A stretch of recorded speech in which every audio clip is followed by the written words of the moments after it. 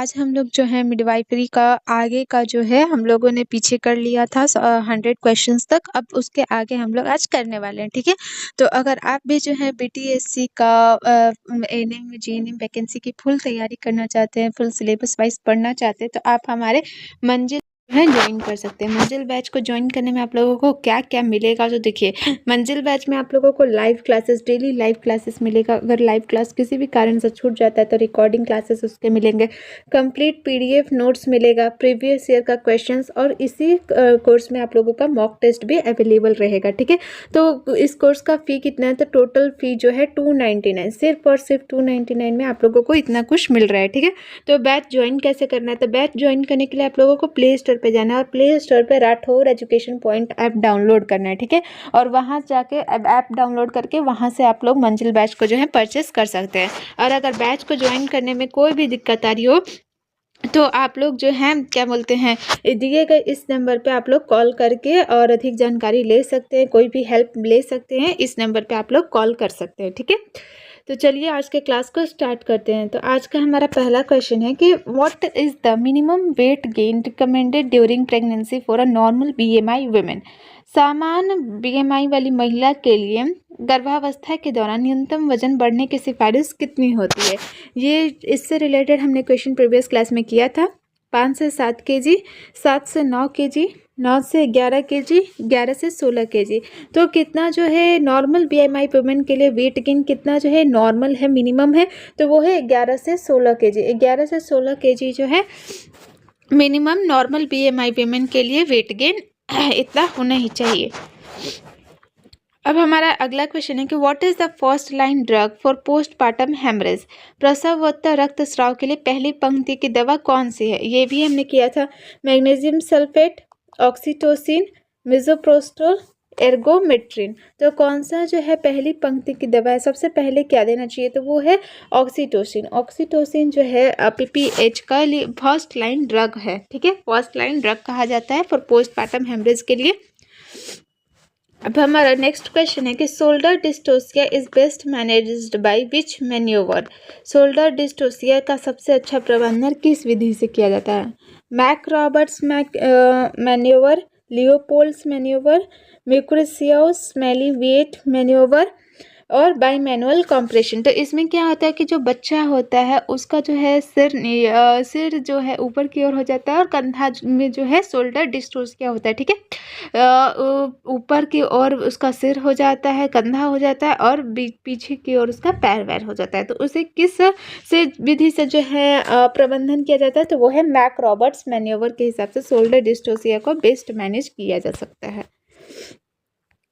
अब हमारा अगला क्वेश्चन है कि what is the most common cause of maternal death in pregnancy. गर्भावस्था में मातृ मृत्यु का सबसे सामान्य कारण क्या है। Eclampsia, obstetric haemorrhage, sepsis, amniotic fluid embolism. तो सबसे जो है मैटरनल डेथ का सबसे सामान्य कारण कौन सा है, तो जो इससे रिलेटेड हम लोगों ने मतलब पीछे की क्लास अगर आप लोग देखेंगे तो उसमें हम लोग लगभग कर चुके हैं। इससे बहुत सारे क्वेश्चंस हम लोग जो हैं ऐसे रिलेटेड कर चुके हैं।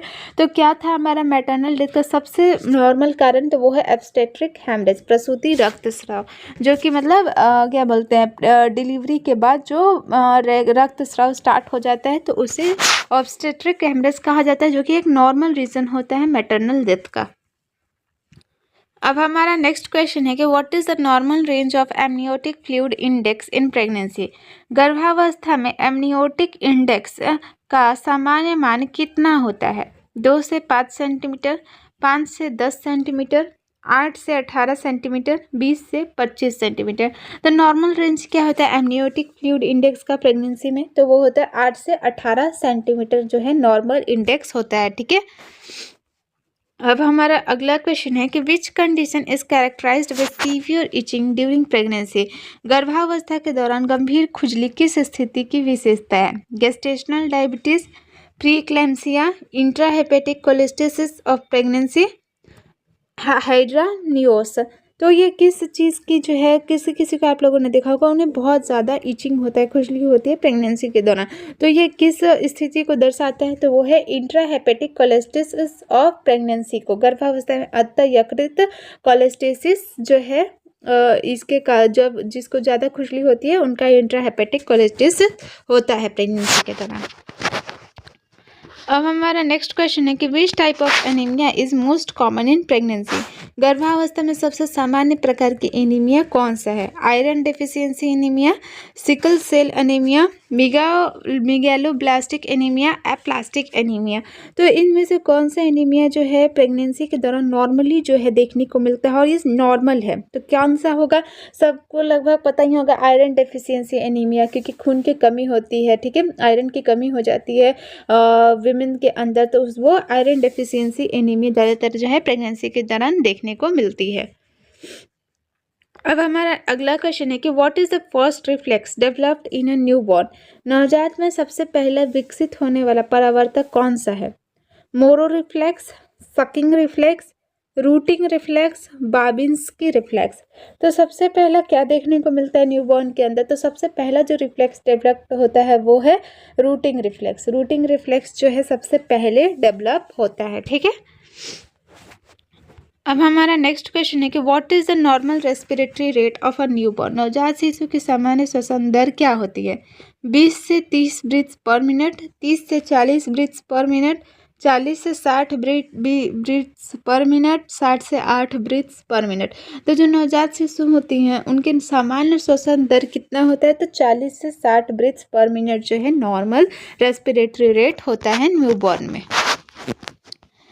अब अगला क्वेश्चन है कि what is the common cause of neonatal jaundice. इससे भी रिलेटेड हमने क्वेश्चन पीछे कर लिया है, ठीक है। तो क्या था हमारा नियोनेटल जॉन्डिस का कारण? तो नियोनेटल जॉन्डिस का सबसे ये था, क्या था? तो फिजियोलॉजिकल जॉन्डिस जो है ये नॉर्मल कारण था नियोनेटल जॉन्डिस का, ठीक है। अब हमारा अगला क्वेश्चन है कि what is the normal duration of the second stage of labour in a multiparous woman. बहुपर महिला में प्रसव के दूसरे चरण की सामान्य अवधि कितनी होती है? मल्टीपैरस और प्राइमरी ग्रेविटा में जो अंतर है मैंने पीछे भी बता दिया है, और वो क्या होता है सब कुछ मैंने बता दिया है। तो आप लोग पहले पीछे के क्लासेस कर लेंगे, उसके बाद करेंगे, क्योंकि इस क्लास में मैं उतना डिटेल नहीं दे रही हूँ जो मैंने पहले दे दिया है। तो ऑप्शन है हमारा 15 से 30 मिनट, 30 से 60 मिनट्स, 1 से 2 घंटे, 2 से 3 घंटे। तो मल्टीपैरस वुमेन में स्टेज ऑफ लेबर का सेकेंड नॉर्मल ड्यूरेशन कितना होता है सेकेंड स्टेज ऑफ लेबर का? तो वो होता है हमारा 30 से 60 मिनट का जो है सेकेंड स्टेज ऑफ लेबर का नॉर्मल ड्यूरेशन होता है। अब हमारा अगला क्वेश्चन है कि what is the best position for a woman in labour. ये भी हमने किया था, कौन सा था बेस्ट पोजीशन? तो वो था हमारा सिटिंग पोजीशन। सिटिंग पोजीशन तो जो था वो बेस्ट पोजीशन था, ठीक है। सबसे अच्छी स्थिति हमारी कौन सा थी? तो सिटिंग पोजीशन। अब हमारा अगला क्वेश्चन है कि what is the Bishop score used for. Bishop score का उपयोग किसके लिए किया जाता है? Assess fetal distress, assess cervix readiness for labour, monitor fetal heart, detect preterm labour. तो जो बिशप स्कोर होता है उसका यूज़ किसके लिए होता है? तो बिशप स्कोर का यूज़ होता है assess cervix readiness for labour, गर्भाशय ग्रीवा की प्रसव के लिए तत्परता का मूल्यांकन करने के लिए जो है बिशप स्कोर का यूज़ किया जाता है। अब नेक्स्ट क्वेश्चन है हमारा कि how many antenatal visits are recommended for a normal pregnancy. सामान्य गर्भावस्था के लिए कुल कितनी प्रसव पूर्व जांचें अनुशंसित है? ये भी हुआ है हमारा, कितना था? तो 4 था। 4 जो है यहाँ पर हमारा राइट आंसर होगा। अब हमारा अगला क्वेश्चन है कि what is the most reliable sign of pregnancy. गर्भावस्था का सबसे विश्वसनीय लक्षण कौन सा है? Nausea and vomiting, amenorrhoea, fetal heartbeat, breast tenderness. तो जो मोस्ट रिलायबल सबसे विश्वसनीय लक्षण जो होता है प्रेगनेंसी का वो क्या होता है? तो वो है फीटल हार्टबीट, भ्रूण की हृदय धड़कन जो है देखने को मिलती है। अब अगला क्वेश्चन है कि what is the ideal time for the first postnatal checkup. पहली प्रसवोत्तर जांच का आदर्श समय कब होता है? Within 24 hours, after 1 week, after 6 weeks, after 3 weeks. तो पोस्ट नेटल चेकअप का आइडियल टाइम क्या होता है? तो विथिन 24 आवर्स। 24 आवर्स के अंदर देखना होता है कि बच्चा ठीक है कि नहीं, माँ ठीक है कि नहीं, कहीं हैमरेज वैमरेज तो नहीं, पोस्टमार्टम हैमरेज तो नहीं हुआ है, और बच्चा का जो है ग्रोथ ठीक तो है, उसे कोई कॉन्जेनिटल एबनॉर्मेलिटीज़ तो नहीं है। तो ये सब जाँच जो है विथिन 24 आवर्स के अंदर करना चाहिए पोस्ट नेटल चेकअप। अब हमारा अगला क्वेश्चन है कि when does postpartum ovulation typically resume in a non breast feeding mother? गैर स्तनपान कराने वाली वाली माह में प्रसवोत्तर ओव्यूलेशन सामान्यतः कब फिर से शुरू होता है? 2 वीक्स, 6 वीक्स, 10 वीक्स, 3 मंथ्स। तो जो भी मदर होती है वो अगर नॉन ब्रेस्ट फीडिंग है, ठीक है, ब्रेस्ट फीड नहीं करवा रही है, तो उसका जो ओव्यूलेशन है वो कब स्टार्ट होगा टिपिकली? तो वो स्टार्ट होगा 6 वीक। 6 वीक में ओव्यूलेशन जो है स्टार्ट हो जाएगा अगर माँ स्तनपान नहीं कराती है तब। अब हमारा अगला क्वेश्चन है कि what is the most common cause of prolonged labour? दीर्घकालिक प्रसव का सबसे सामान्य कारण क्या है? ये भी क्वेश्चन हमने पीछे के क्लास में किया हुआ है। तो क्या है हमारा? तो सिफेलोपेल्विक डिस्प्रोपोर्शन जो है प्रोलॉन्ग्ड लेबर का सबसे सामान्य कारण है, ठीक है। अब हमारा अगला क्वेश्चन है कि which condition is characterised by painful, frequent and uncoordinated uterine contractions? कौन सी स्थिति दर्दनाक, बार बार और असंगठित गर्भाशय संकुचन की विशेषता होती है? Preterm labour, hypertonic uterine contractions, Braxton Hicks contractions, false labour. तो ये जो है किसकी जो है पहचान होती है? तो ये होती है, किसकी विशेषता होती है? तो ये हाइपरटोनिक यूट्रिन कॉन्ट्रैक्शंस की जो है ये विशेषता होती है कि उसमें दर्दनाक स्थिति होगा, बार बार जो है कॉन्ट्रैक्शंस आएंगे, तो वो सिचुएशन हाइपरटोनिक यूट्रिन कॉन्ट्रैक्शंस की होती है। अब हमारा अगला क्वेश्चन है कि what is the most common cause of pre term labour? Hypertension, multiple pregnancy, maternal infections, placenta previa. तो कौन सा जो है कॉमन कॉज है बेबी का, मतलब प्री टर्म लेबर का? पहले ही दर्द स्टार्ट, 9 महीने से पहले का जो दर्द होता है उसे प्री टर्म लेबर कहते हैं, जिसमें अकाल प्रसव हो जाता है, ठीक है। तो उसका जो है क्या कॉमन कॉज है? तो वो है मल्टीपल प्रेगनेंसी। एकाधिक गर्भावस्था जो है प्री टर्म लेबर का सबसे सामान्य कारण होता है। अब नेक्स्ट क्वेश्चन है हमारा कि what is the most common risk factor of gestational diabetes? गर्भकालीन मधुमेह का सबसे सामान्य जोखिम कारक कौन सा है? History of diabetes, underweight mother, smoking, multiparity. तो गर्भकालीन मधुमेह का सबसे जो सामान्य जोखिम कारक है वो है हिस्ट्री ऑफ डायबिटीज। मधुमेह का अगर इतिहास है तो गेस्टेशनल डायबिटीज का सबसे ये रिस्क फैक्टर है, ठीक है। अब हमारा अगला क्वेश्चन है कि what is the first step in neonatal resuscitation?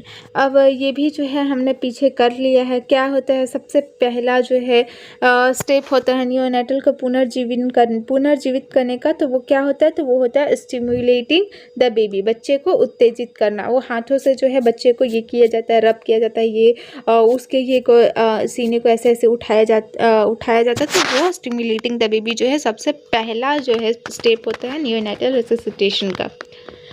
अब हमारा नेक्स्ट क्वेश्चन है कि how soon should a new born start breathing after birth? जन्म के बाद नवजात को कितनी जल्दी सांस लेना शुरू कर देना चाहिए? Within 10 seconds, within 30 seconds, within 1 minute, within 5 minutes. तो जन्म के बाद जो है न्यू बॉर्न होता है उसको कितनी जल्दी करना चाहिए? तो वो विथिन 30 सेकेंड के अंदर जो है बच्चे को सांस लेना जनरली स्टार्ट कर देना चाहिए, ठीक है। अब हमारा अगला क्वेश्चन है कि what is the correct chest compression to breath ratio in neonatal? Neonatal में जो CPR देने की जो रेशियो होता है वो कितना मतलब होता है? 15:2, 30:2, 3:1, 5:1। तो नवजात में CPR देने की जो उचित है रेशियो है वो है 3:1।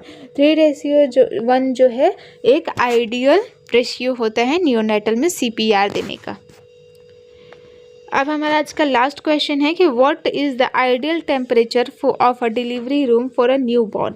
नवजात के लिए प्रसव कक्ष का आदर्श तापमान कितना होता है? 18 से 20 डिग्री सेल्सियस, 22 से 24 डिग्री सेल्सियस, 25 से 28 डिग्री सेल्सियस, 30 से 32 डिग्री सेल्सियस। तो जो न्यूबॉर्न होते हैं उनके लिए आइडियल टेम्परेचर क्या होता है डिलीवरी रूम का? तो वो होता है 25 से 28 डिग्री सेल्सियस जो है आइडियल टेम्परेचर होता है डिलीवरी रूम का। तो आज के लिए बस इतना ही। जो भी इस क्लास का PDF होगा डिस्क्रिप्शन बॉक्स में टेलीग्राम